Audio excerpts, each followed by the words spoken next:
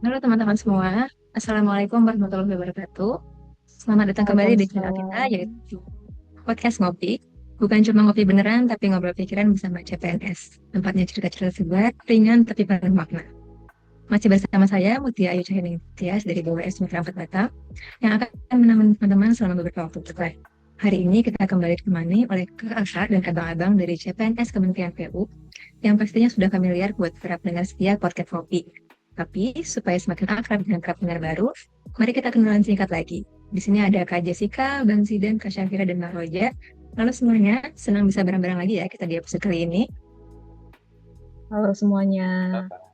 Senang sekali bisa berjumpa lagi. Mungkin bisa sekali lagi kita perkenalan dulu dari nama dan penempatan.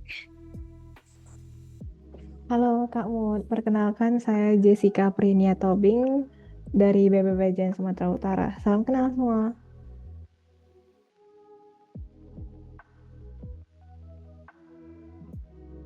Halo, perkenalkan nama saya Syafira Amanda dari BPJN Aceh.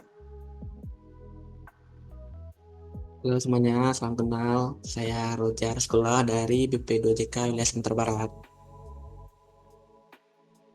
Halo semua, saya Jida Muhammad Al-Badri dari BPJN Sumatera Barat. Salam kenal. Ya, untuk tema podcast kita kali ini cukup spesial, yaitu What We Can Do to Make PU Better and Stronger. Jadi, di episode ini kita akan ngobrol bareng tentang ide, inovasi, dan langkah apa saja yang bisa dilakukan untuk membuat PU semakin kuat, relevan, dan tentunya bermanfaat bagi masyarakat luas. Nah, kalau kita ngomongin PU Better and Stronger, menurut saya menarik kalau kita mulai dari pengalaman kita sendiri dulu.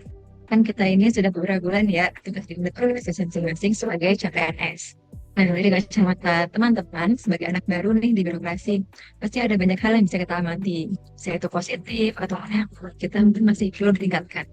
Jadi saya mau nanya-nanya ke abang dan kakak sekalian, mungkin ada dari abang dan kakak yang mau berbagi cerita atau pengalaman selama di unit kerja masing-masing, kira-kira gimana sih gambaran PU saat ini?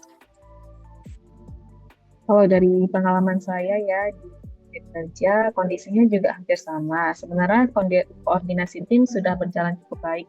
Banyak ilmu banget yang saya dapatkan dan pasti akan bertambah.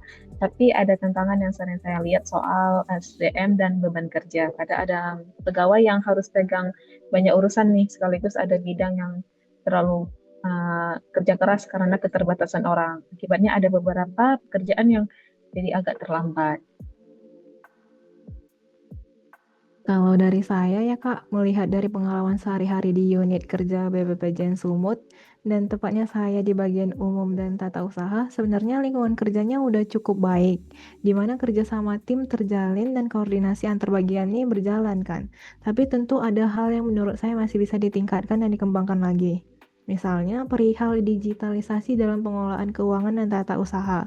Saat ini beberapa proses seperti arsiparis penomoran surat masih dilakukan secara manual nih. Akibatnya pekerjaan jadi agak memakan waktu, terutama dalam hal pelaporan atau pencairan arsip sendiri. Kalau sistem digital lebih dimaksimalkan, misalnya dengan aplikasi manajemen dokumen atau dashboard keuangan real time, pastinya efisiensi kerja bisa meningkat pesan sih, Kak. Itu pengalaman dan cerita dari Kak Syafir dan Kak Jessica tadi ya. Di sini kita bisa menangkap bahwa PO ini sebenarnya fondasinya itu udah oke, sudah baik ya. Tapi di sisi lain sebenarnya ada juga tantangan-tantangan yang masih perlu menjadi perhatian kita. Nah, hal-hal yang kita dengar tadi itu sebenarnya cermin untuk kita melihat lebih dalam apa sih yang sudah berjalan dengan baik dan apa yang masih bisa kita tingkatkan. Nah, di sini pertanyaannya adalah dari posisi kita sekarang sebagai CPNS, langkah apa sih yang bisa kita lakukan untuk membuat TU lebih baik dan lebih kuat? Kalau tadi kita sudah ngomong kondisi yang ada, sekarang saya mau lempar lagi ke Kak Jessica lagi. Menurut kakak, dari kondisi tadi, apa langkah-langkah pertama yang bisa kita lakukan agar PU ini bisa makin kuat dan bikin relevan ke depan? Dan nanti kakak dan abang yang lain, kalau mau menanggapi bisa langsung juga ya. Silakan Kak Jessica. Iya, makasih Kak. Kalau ke saya lagi nih, kalau ditanya ini ide atau langkah pertama tadi ya, menurut saya jawabannya sederhana sih. Penguatan sumber daya manusia. Kenapa? Karena sehebat apapun infrastruktur yang kita rencanakan, secanggih apapun teknologi yang kita beli, ujung tombaknya tetap ada di manusia yang menjalankan pastinya. Tanpa SDM yang kompeten, berintegritas, dan adaptif, semua visi besar hanya jadi kertas dan blueprint saja. Langkah konkretnya ada beberapa, yaitu dengan membangun budaya integritas, peningkatan kapasitas dan kompetensi, dan adaptasi terhadap perubahan. Kalau 3 hal ini nih bisa kita jalankan, pasti yaitu yang integritas, kompetensi, dan adaptasi tadi, saya yakin PU akan semakin kuat, relevan, dan siap menghadapi tantangan Indonesia ke depannya. Karena pada akhirnya infrastruktur itu kan dibangun oleh manusia, dan hanya manusia berkualitas yang bisa memastikan ia memberi manfaat sebesar-besarnya untuk rakyat sekitar kita. Terima kasih. Ya, kalau dari saya setuju sekali ya dengan paparan dari Kak Jessica. Saya juga ingin lebih menekankan di aspek integritasnya. Banyak nih masalah birokrasi di Indonesia muncul karena orangnya yang tidak mampu. Tapi bukan karena tidak mampu, tapi karena kurangnya integritas. Ada yang punya skill tinggi tapi tidak jujur. Nah, ini yang berbahaya. Kalau kita ingin PU lebih baik, maka kita harus membangun ASN yang tidak pintar, tapi juga bersih. Yang tidak hanya pintar, tapi juga bersih begitu. Transparan, tidak main proyek, dan berani menolak praktek yang tidak sehat. Generasi muda PU harus tampil dengan wajah baru, kerja cepat, transparan, dan bersih. Peningkatan SDM juga harus mencakup soft skill. Kadang kita terlalu fokus ke kemampuan teknis, tapi lupa bahwa pelayanan publik juga soal komunikasi, empati, dan kemampuan membangun relasi. Misalnya banyak proyek PU yang sebenarnya bagus, tapi ditolak masyarakat karena kurang sosialisasi. Kalau ASN bisa menjelaskan dengan bahasa yang sederhana, bisa mendengar aspirasi masyarakat, maka proyek akan lebih diterima. Jadi menurut saya, SDM yang kuat itu bukan hanya ahli di bidang teknis, tapi juga mempunyai keterampilan sosial. Begitu sih Kak Mut. Oke, makasih banyak Kak Jessica dan Bang Roja untuk pandangannya. Tadi Kak Jessica dan Bang Roja memang dari sini kita bisa melihat bahwa kunci untuk buat PU lebih baik itu salah satunya terletak pada penguatan SDM-nya ya. Tapi SDM ini juga bukan hanya soal teknisnya, bukan hanya soal kompetensi teknis, tapi juga tentang integritas dan soft skill atau kemampuan membangun komunikasi yang baik dengan masyarakat. Jadi hal ini saling melengkapi dan jadi fondasi penting dalam meningkatkan kinerja PU. Nah, kalau tadi menurut Kak Jessica dan Mbak Roja itu menyangkut soal SDM, sekarang kita coba geser ke langkah berikutnya. Selain fokus pada SDM, menurut Kak Syafira dan mungkin dari Bang Zidan, kira-kira ada pandangan lain nggak sih untuk membuat PU menjadi lebih kuat? Kalau tadi kita sudah bicara ya, langkah pertama yang paling penting itu memang penguatan SDM. Nah, yang nggak kalah pentingnya ini di digitalisasi. Menurut saya inovasi digital ini kayak pintu masuk utama untuk menjadikan PU lebih baik dan kuat. Karena kan kita tahu nih PU mengelola proyek-proyek besar mulai dari jalan nasional sampai ke bendungan nih, dan semuanya itu menyangkut dana yang tidak sedikit. Kalau masih dilakukan secara konvensional, maka prosesnya pasti lambat, rawan salah hitung, bahkan bisa membuka celah penyimpangan ya.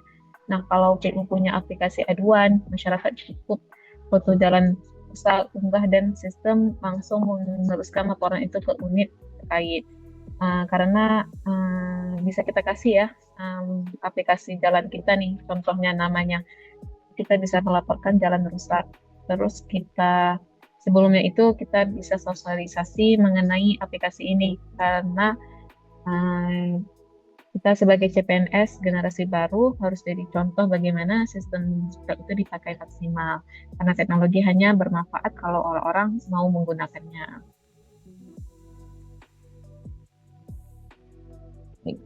Saya juga setuju dengan Kak Syafira, dan mungkin kalau menurut saya sih ada satu lagi itu di sisi pengawasan. Soalnya digitalisasi itu bisa jadi senjata untuk melawan praktik negatif seperti korupsi, markup anggaran, atau proyek fiktif. Nah, kalau semua data terbuka, masyarakat ikut bisa mengawasi, maka ruang untuk bermain curang itu makin sempit. Selain itu, digitalisasi itu juga bisa dipakai untuk memperkuat komunikasi publik sih. Misalnya, sebelum sebuah proyek jalan dimulai, masyarakat sudah bisa melihat di aplikasi titik jalan, jadwal pengerjaan, sampai manfaat yang akan mereka rasakan nantinya. Dengan begitu masyarakat juga jadi merasa dilibatkan gitu sejak awal, bukan sekedar diberitahu setelah proyeknya selesai. Jadi saya percaya inovasi dan digitalisasi itu bukan sekedar soal alat, tapi strategi besar untuk menjadikan PU lebih kuat, lebih transparan, dan lebih dipercaya oleh rakyat. Gitu sih Kak. Ya, menarik sekali ya pendapat dari Kak Syafira dan Bang Zidan. Di sini kita bisa lihat bahwa digitalisasi itu mungkin sekarang itu bukan jadi pilihan lagi ya, apalagi di zaman yang serba digital ini, itu bisa dikatakan sudah menjadi kebutuhan, terutama bagi PU. Nah, kebutuhan digitalisasi ini bukan hanya untuk mempercepat pekerjaan, tapi juga untuk memastikan transparansi, akuntabilitas, dan juga untuk membangun kepercayaan publik yang baik. Nah, digitalisasi yang kita harapkan tadi, itu mungkin bisa mencapai banyak aspek. Mulai dari tadi yang dikatakan Kak Syafira, ada dashboard proyek yang bisa kita penuhi secara real time. Kemudian ada juga untuk masyarakat eh, mengadukan pelayanan sehari-hari, ada juga pengawasan publik. Nah, semua ini menunjukkan bahwa teknologi ini bisa jadi jembatan, baik antara pusat dan daerah maupun antara PU itu sendiri dengan masyarakat langsung.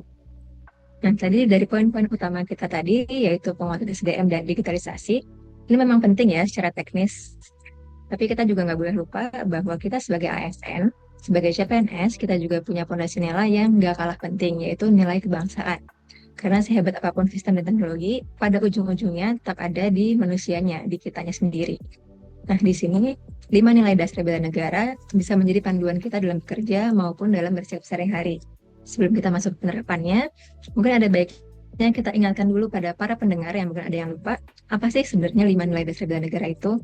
Mungkin bisa disampaikan singkat oleh Kak Syafira untuk mengingatkan para pendengar.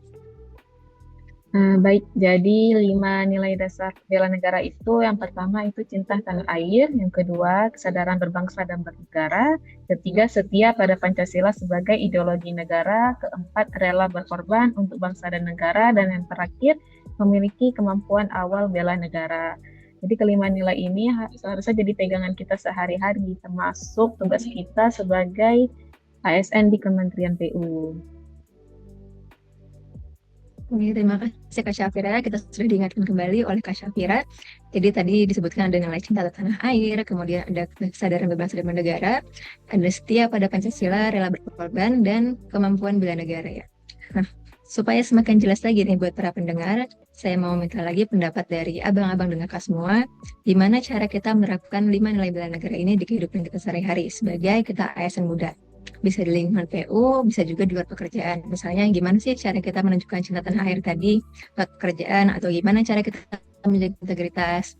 Mungkin bisa kita mulai dari Bang Zidan. Baik, terima kasih Kak.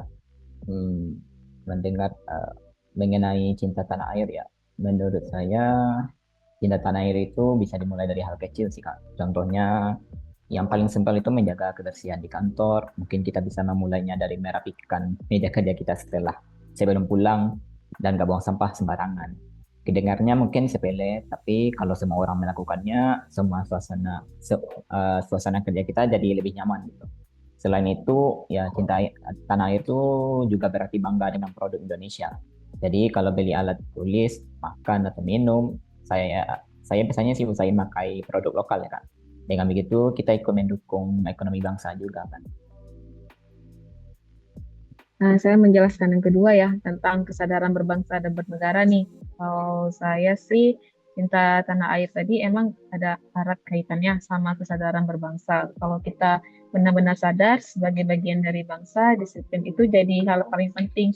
Kita bisa contohkan waktu kita berangkat kerja ini, harusnya datang tepat waktu, karena itu bukan sebagai sekedar formalitas, tapi bentuk kita menghargai negara dan aturan yang berlaku dan menghargai diri kita sendiri. Selain itu kita juga harus menghargai perbedaan, karena kan kita di PU datang dari berbagai daerah, beda budaya, beda agama juga. Kalau saya selalu berusaha menyapa siapa saja dengan ramah, dan kalau ada teman yang merayakan hari besar, saya ucapkan selamat. Hal-hal kecil kayak gitu bikin suasana kerja lebih harmonis. Setuju banget nih sama Kak Syafira. Terus ada yang poin ketiga yaitu yang setia pada Pancasila. Kalau bicara menghargai perbedaan, itu kan sebenarnya implementasi langsung dari Pancasila ya, terutama sila kemanusiaan dan keadilan. Jadi menurut saya setiap ada Pancasila itu bukan sekedar hafal bunyinya doang, tapi bagaimana kita mengamalkannya. Misalnya, kalau ada rekan kerja yang kesulitan, kita bantu sebisa mungkin. Dan yang nggak kalah penting, kita harus menolak sikap intoleran nih. Beda pendapat itu biasa, tapi jangan sampai kita menyebarkan hal-hal yang bisa memecah belah. Justru dengan Pancasila, kita bisa tetap satu meskipun berbeda. Setuju kali Kak Jess. Selanjutnya untuk nilai rela berkorban ya. Sebagai ASN kita pasti sering menghadapi situasi di mana harus mendahulukan pekerjaan kita dibandingkan dengan waktu pribadi. Misalkan lembur karena deadline atau bantu tim lain kalau ada yang tertinggal. Itu tuh bentuk kecil dari rela berkorban. Selain itu, pengorbanan kita juga untuk masyarakat. Kalau ada warga datang ke kantor, kita layani dengan ramah. Bahkan di luar pekerjaan, kita bisa ikut donor darah atau kegiatan sosial. Jadi rela berkorban bukan cuma di level besar, tapi juga hal sederhana yang langsung dirasakan oleh orang lain. Seperti itu. Nah, saya setuju tuh sama Bang Roja. Kalau berbicara tentang pengorbanan, itu juga ada erat hubungannya dengan kesiapan diri kita ya. Kita nggak mungkin bisa berkorban kalau kondisi fisik kita sendiri lemah. Nah, jadi penting banget menjaga kesehatan. Contohnya olahraga ringan, jalan pagi, atau bawa bekal sehat dari rumah. Nah, selain itu, mungkin sebagai SN kita juga harus siap dalam kondisi darurat. Minimal tahulah jalur evakuasi di kantor dan punya nomor darurat kayak pemadam kebakaran ataupun ambulan. Nah, jika kalau ada apa-apa, kita bisa sigap. Menurut saya, inilah yang disebut kemampuan awal bela negara. Siap, sehat, dan sigap. Oke, keren sekali ya pendapat dari kakak dan abang semua. Kalau bisa saya coba rangkum, ternyata 5 nilai dasar bela negara ini bisa kita jalani dalam kehidupan sehari-hari. Mulai dari yang paling sederhana tadi, seperti menjaga kebersihan, disiplin, terus menghargai perbedaan, saling membantu, sampai menjaga kesehatan kita sendiri itu juga termasuk dari bentuk bela negara. Jadi benar kata teman-teman tadi, bela negara itu bukan hanya di medan perang, tapi bisa juga di meja kerja, di lingkungan kantor, bahkan di interaksi sehari-hari. Nah, diskusi kita hari ini sudah cukup lengkap ya, ternyata dari awal tadi kita sudah melihat bagaimana pengalaman teman-teman di unit kerja bisa direfleksi kondisi PU saat ini. Terus kita bahas langkah-langkah yang bisa kita lakukan, mulai dari penguatan SDM, kemudian ada pentingnya integritas, sampai digitalisasi yang bukan hanya soal teknologi, tapi dia juga merujuk ke transparansi, akuntabilitas, dan kepercayaan publik. Nah, dan pada akhirnya kita diingatkan kembali bahwa sehebat apapun teknologi dan sistem, ujungnya akan tetap pada manusianya. Disinilah 5 nilai dasar bela negara tadi menjadi fondasi penting. Artinya untuk membuat PU lebih baik dan lebih kuat, kita tidak hanya perlu inovasi dan strategi, tapi juga dari karakter kitanya. Kalau generasi baru ASN di Kementerian PU seperti kita ini bisa konsisten dengan nilai-nilai ini, kita optimis PU itu bisa makin dipercaya, makin dekat dengan masyarakat, dan mampu menjadi pilar pembangunan bangsa. Nggak kerasa ya, kita udah sampai di penghujung podcast. Terima kasih banyak untuk Kak Jessica, Bang Zidan, Kak Syafira, dan Bang Roja atas obrolan yang seru dan penuh makna hari ini. Semoga apa yang kita bahas ini bisa jadi inspirasi, bukan hanya untuk kita sendiri, tapi juga untuk para pendengar setiap podcast Ngopi dimanapun berada. Saya Mutia, pamit undur diri. Sampai jumpa di episode berikutnya dari podcast Ngopi, Obrol Pikiran bersama CPNS, tempatnya cerita-cerita segar, ringan, tapi pada waktu. Assalamualaikum warahmatullahi wabarakatuh. Terima kasih teman-teman. Terima kasih semuanya. Terima kasih. Terima kasih semuanya.